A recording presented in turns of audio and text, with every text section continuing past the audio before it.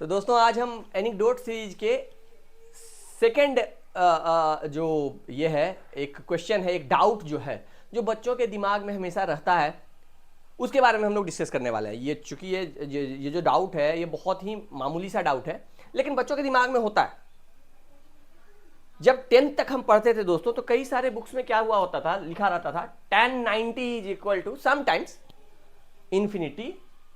और कई बार हम ये याद करते थे, अब जैसे ही 10th आप क्रॉस करोगे ना, हर जगह दिखेगा tan 90 is equal to not defined. तो मेरे दिमाग में, खास करके मैं जब था, मैं बहुत डम था 10th में, तो मुझे लगता था कि इंफिनिटी और नॉट डिफाइंड समहाउ सेम ही है, मुझे ऐसा लगता था। लेकिन ये जो मेरी धारणा थी ये पूरी तरीके से गलत है। इंफिनिटी और नॉट डिफाइंड सेम नहीं है, दैट इज नॉट सेम। तो एक्चुअल में क्या होना चाहिए? तो ऑब्वियस सी बात है कि सर अभी हमने हायर डिग्री में आ गए हैं और हम ये पढ़ रहे हैं कि tan 90 इज नॉट डिफाइंड, तो हमेशा यही सत्य है। और बिल्कुल आपका कहना सही है। तो ये 10th में जब हम पढ़ते थे tan 90 is equal to infinity, तो क्या वो गलत था? दोस्तों गलत तो था, लेकिन अप टू सर्टेन अगर आप एक्सटेंट देखेंगे तो वो सर भी गलत नहीं पढ़ा रहे थे। वो जो आपको पढ़ा रहे थे tan 90 is equal to infinity, वो भी गलत नहीं पढ़ा रहे थे, वो थोड़ी देर के लिए सही है। तो आप बोलोगे सर गलत भी है सही भी है, ये चल क्या रहा है? देखिए मैं आपको बताता हूं। सबसे पहले इसको देखने के लिए दोस्तों कि ये कैसे सही है और ये कैसे सही है। अप टू 10th ये कैसे सही था, 10th के बाद ये कैसे सही हो गया, यह इस पे हम थोड़ी सी डिस्कशन के लिए देखेंगे। तो इसके लिए आपको जानना पड़ेगा, आप ऑलरेडी 10th में 11th में आ गए हो, तो आपको अब tan थीटा का ग्राफ तो पता ही होगा। हाँ सर, tan थीटा का एक मोटा मोटी ग्राफ हमें पता है, और वो जो ग्राफ होता है ना सर, वो कुछ ऐसा होता है।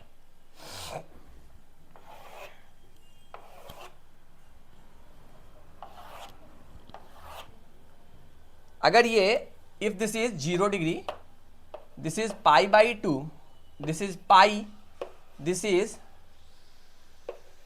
3 pi by 2, this is minus pi by 2, this is minus 3 pi by 2,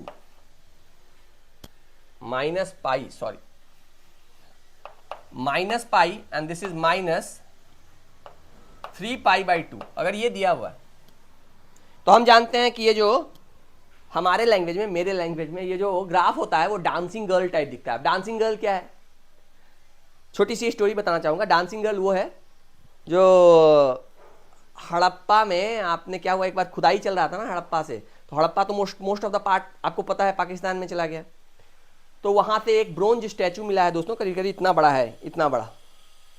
और वो एक्चुअली उसमें एक लड़की जो है ऐसे करके खड़ी हुई है तो उसको वो लोग डांसिंग गर्ल के नाम से, उसका मुंह भी नहीं है, उसका मुंह जो है खत्म हो गया है, वो कह सकते हैं आप इरोड हो गया है over the period of time, लेकिन वो बहुत ओल्ड है। तो जब भी पाकिस्तान से झगड़ा होता है तो पाकिस्तान वाले बोलते हैं मुझे डांसिंग गर्ल मैं आपसे ले लूँगा क्योंकि आपने वो हमसे लिया है। तो ऐसा सिचुएशन है। तो तो इसको, इस ग्राफ को याद करने का तरीका ये है कि ये डांसिंग गर्ल टाइप दिखता है। कैसा दिखता है ये ग्राफ? तो सर ये ग्राफ कुछ ऐसा दिखता है सर, ऐसा दिखता है, देखो डांसिंग गर्ल टाइप दिख रहा है। सिमिलरली इसी ग्राफ को अगर आप देखेंगे, आगे प्लॉट करेंगे तो ऐसा दिखेगा। हाँ सर ये तो हमने सीखा हुआ है ऑलरेडी, ये हमने सीखा हुआ है, ऐसा दिखता है दोस्तों, ऐसा दिखता है। तो अगर आपको याद होगा कि 10th तक जब आप पढ़ते थे दोस्तों, तो 10th तक जो भी आप पढ़ते थे तो हमेशा क्या देखते थे, ऐसे लिखते थे साइन कॉस टैन, और यहां लिखते थे 0 डिग्री, 30 डिग्री, 45 डिग्री, 60 डिग्री और 90 डिग्री। हमेशा हम इतने के बीच में पढ़ते थे। तो साइन कितना होता था 0 डिग्री, 0 1, और ये कितना होता था सर, ये हो जाता था 0, और ये कितना हो जाता था सर, ये हो जाता था हाफ, ये होता था √3/2, और ये हो जाता था 1/√3।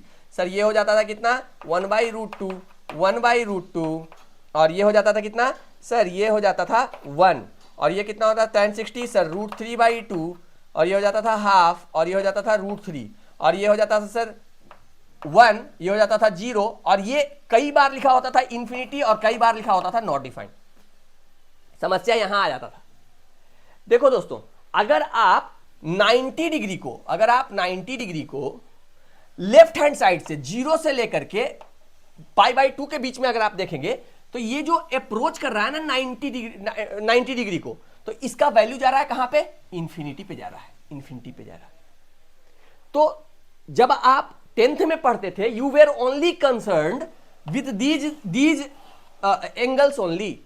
तो जब इस एंगल के बीच में बात करोगे दोस्तों, तो ऑब्वियस सी बात है कि हमारा जो 90, जब हमारा एंगल 90 को अप्रोच कर रहा है माने मतलब जस्ट नजदीक पहुंच रहा है 90 के लेफ्ट हैंड साइड से, तो हमारा वैल्यू कहां पहुंच रहा था, इंफिनिटी को पहुंच रहा था सर, कोई दिक्कत की बात नहीं। तो इंफिनिटी एक तरीके से सही है। लेकिन जैसे ही आप 11th में आते हैं तो आपका ये जो एंगल है दोस्तों, ये यहीं तक लाई नहीं करता, ये एंगल आगे बढ़ जाता है। आगे कहां तक जाता है, इनफाइनाइट तक। कितने भी एंगल आप रख सकते हो।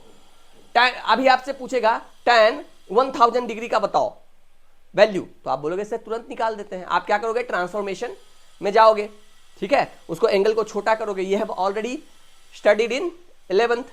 जैसे अगर आपसे बोलेगा कि tan 300 का वैल्यू बताओ, तो आप क्या करोगे, आप करोगे tan 270 प्लस 30 डिग्री, ऐसा करोगे ना, 270 प्लस 30 डिग्री, तो ये कितना हो जाएगा, माइनस tan 30 डिग्री। तो आपने इसका भी वैल्यू निकालना सीख लिया।